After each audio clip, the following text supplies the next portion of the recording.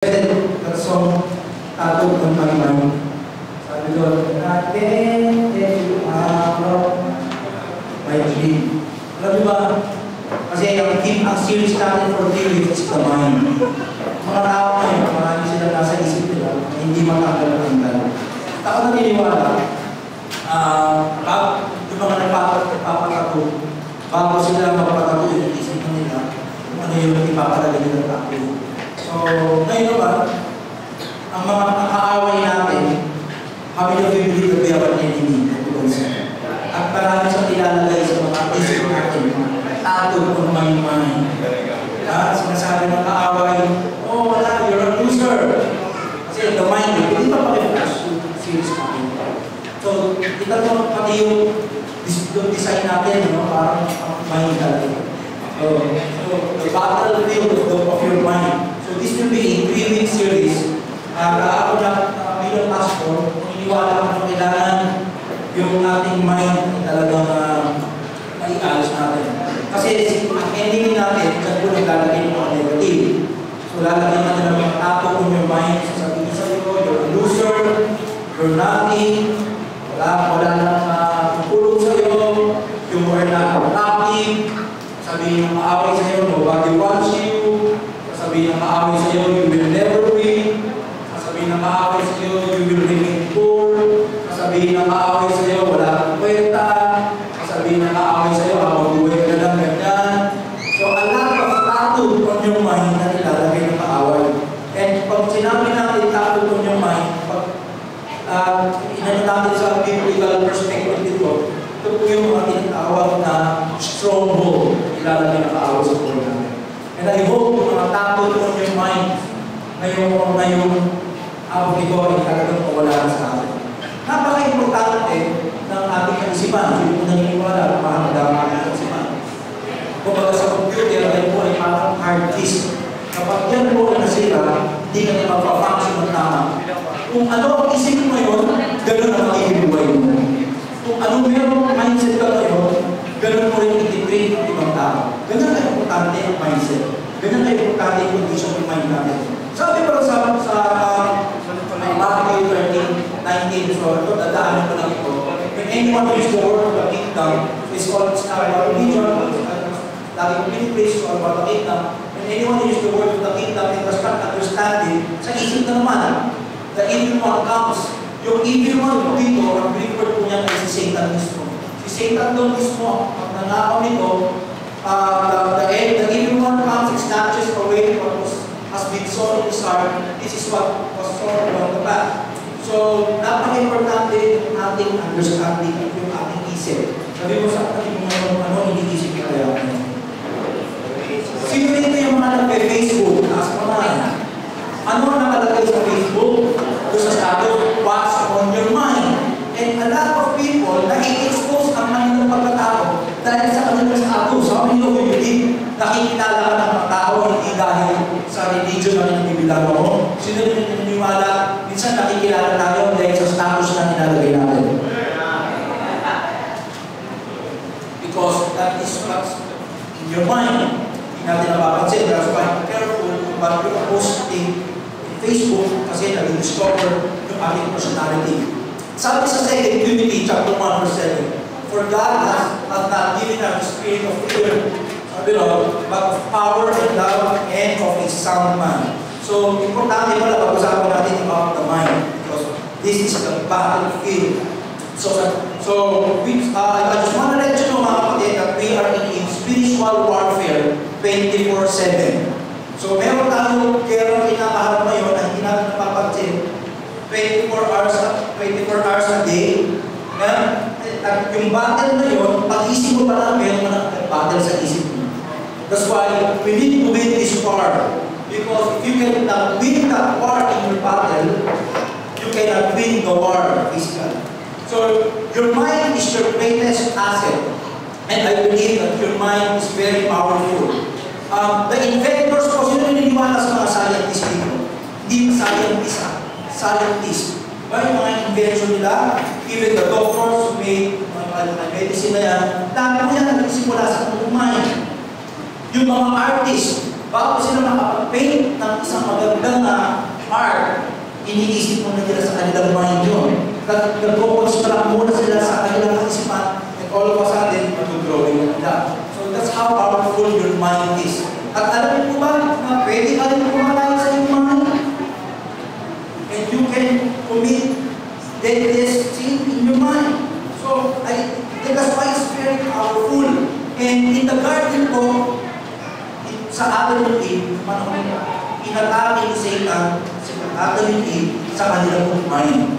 That's why it is so important. And today po, pag binasa po natin ng Bible, ang dami po passages patungkol sa mind ng mga tao.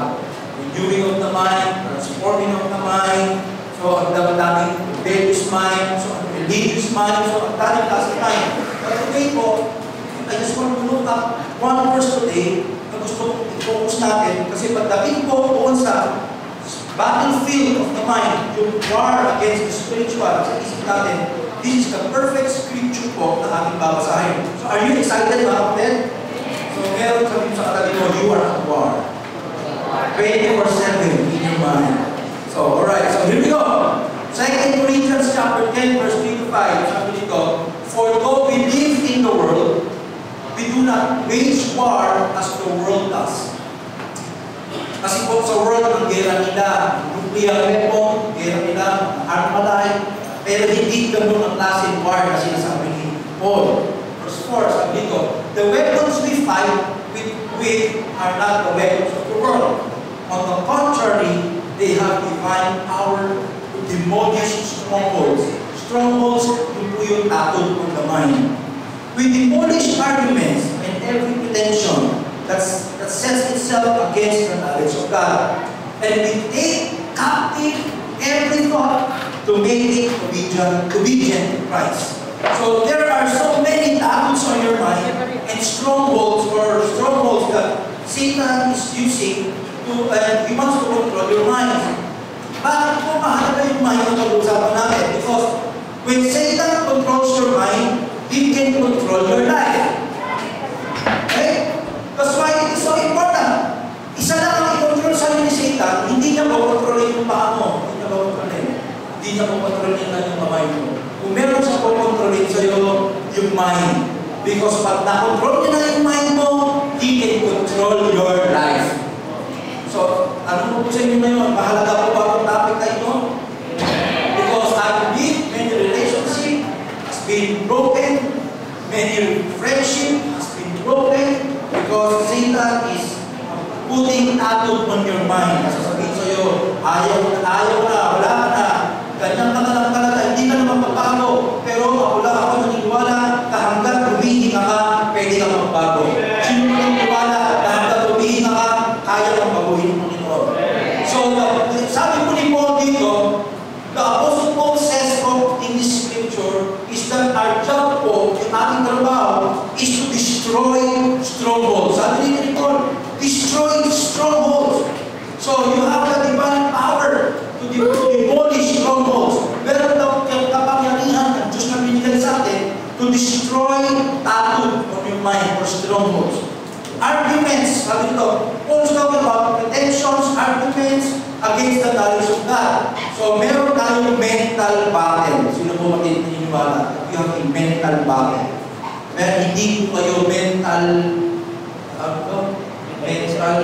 hindi kayo ma-mental hospital, pero you have a mental battle. And the Bible says, you can destroy these strongholds. Good news yun. Sabi ko, pwede ka na ma-destroy yung mga strongholds, yung mga tattoos ng your mind. And alam niyo ba, meron akong kilala, hindi na siya nag-asawa kasi nagkaroon siya ng tattoo on his mind.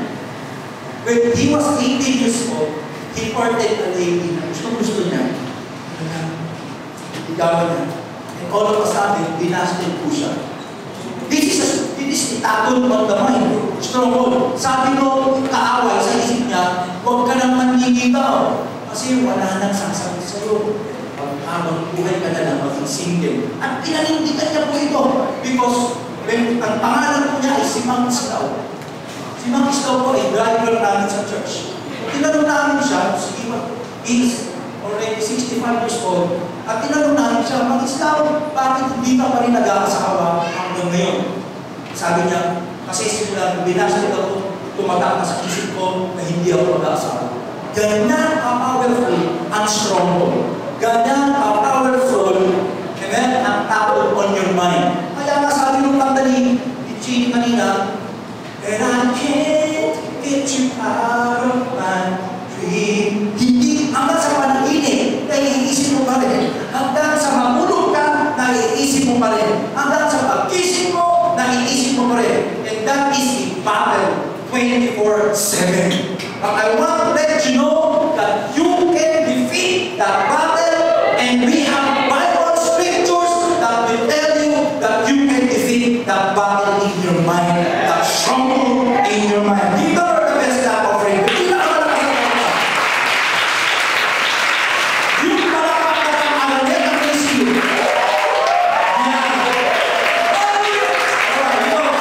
A stronghold can be one of two things. Dalawang klase namin pwedeng i-categorize ang stronghold. Pwede po ang stronghold ay worldview. Ano ba yung mga stronghold na inu-influence tayo ng mundo ito? Katulad ng communism. Yan po ay worldview na nilalagay ng kanilang paniniwala sa mga isip ng mga tao. At alam niyo ba, yung mga NPA, willing silang huwag maligo, willing silang i-sacrifice ang kanilang family dahil nilagay ng mga komunista sa kanilang isip na itong lahat ng ginagawa nyo ay pagtanggol nyo sa bayan. So kahit na mabuto kayo sa mundo, ginagawa niya sa bayan. Yan po ay mga kaisipan na nilalagay ng mga tao sa isip ng tao. At meron din mga kaisipan tulad ng mga atheist. Sino po nang nakalakilala sa atheist? Ito po yung mga grupo ngayon sa mundo na ini-expose nila sa mga isip ng mga tao na hindi totoo Diyos. Yan po ay mga stronghold. Yan po ay mga takot on your mind. Na pag ikaw po ay nabiktima ng paniniwala na walang Diyos, dahil na agad. Saan mo lang kayo? Sa isip lang. Nilagay lang ng kaaway sa isip mo. That's how dangerous yung mind na meron ka. It can be fatal, it can be dangerous, it can destroy your life. Ganyan matindi ang battle of the mind. Meron niya akong kilala, isang taon na depressed. Kasi siya po ay isang gitarista, di natin siya kasama ngayon dito. So, nangyari po, luminig siya sa isang lugar, napunta siya sa sauna bar, etc. Alam niyo naman sa mga sauna bar, may mga extra rice dyan. So, nung tinry niya yung extra rice, so, after niya mag-extra rice, kinumaan, sabi niya, may AIDS now. On his mind, takot on his mind, kasi feeling niya, yung mga nasa sauna bar, may mga AIDS. So, nilagay ng devil sa isip niya na meron ang AIDS. 1 year, kumaya, feeling niya may AIDS. Tumatawag sa akin, pag-pray mo kung mamamatay na ako, kasi may AIDS ako. And that is a stronghold. That is out of his mind. Sabi ko sa kanya, pinag-pray ko, Jesus name, umiiyak siya. Sabi ko, eto solusyon sa problema mo. Magpa-check ka. Amen? Amen? Tama ba? So, ginawa niya, mga kapatid, nagpa-check up siya. Eto maganda. After ng kanyang check-up, si Jano, after ng kanyang check-up, sabi ng check-up, negative ka sa AIDS. Ibig sabihin, pwede ka palang ma-depress ng 1 year, pwede palang gamitin ng kahawa ng isip mo na mayroon ka lang iniisip na hindi pala yung iniisip mo pala, mali. That's how strongholds work. Kaya nga, takot on the mind. And I can't get you out of my dream. Di naman na nanonood ka na ng album, di naman nasa isip. Hindi kasi ganun po yung stronghold na nalalagay ng kaaway. Ganun ka-powerful yung takot on the mind. Kahit may ginagawa ka, pero ang back of your mind, yung may iniisip ang isang issue sa buhay mo. Amen? So, it is a 24/7 battle in your mind na kailangan natin mapagtagumpayan. Because as a pastor, I can guide you every Sunday morning or every life event, 2 hours, maybe 4 hours a week. But after our service, kanya-kanya na tayo eh. After this service, uuwi na kayo sa kanya-kanya yung bahay, 24/7 na ang ating battle in the mind. Amen? But the Bible says we can put that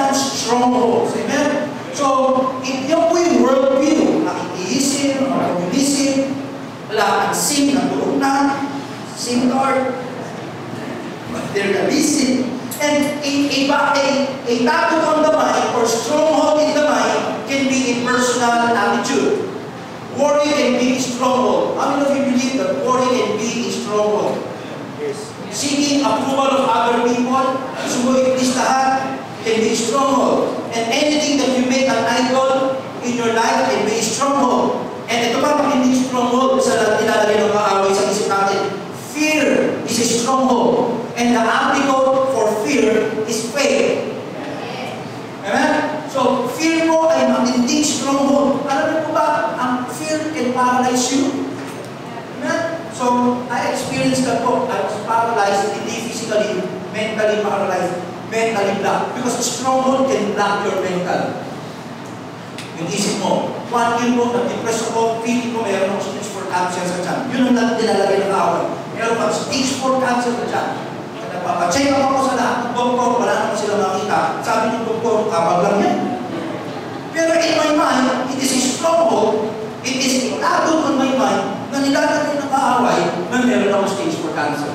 Ang dami kong sinuman, lahat ko vital sa doktor ko. Lahat na ng mga probiotics tinry ko. But when the Lord healed me, when the Lord healed my mind, when I worship God, when I seek God in my life, those taboos in my mind, those strongholds in my mind, that the devil is inputting in your mind, inputting. Talagang mamamalayan because of the power of the Lord in our life. So all of this can be strongholds in your mind. And the Bible says that we are to tear them down. So sabi dito, take every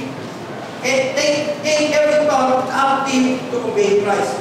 Take captive every thought. The Greek word for that statement is aikamnologizo. Sabi naman ito. There means to control. Pinapakontrol natin. We submit our mind. Pinapabilanggo natin yung isip natin kay Jesus Christ. And hindi doon sa mga bagay na naiisip natin. We make it submit part. I submit my mind to you. Sabi mo sa nakatabi mo, submit mo na kay Lord yung isip mo.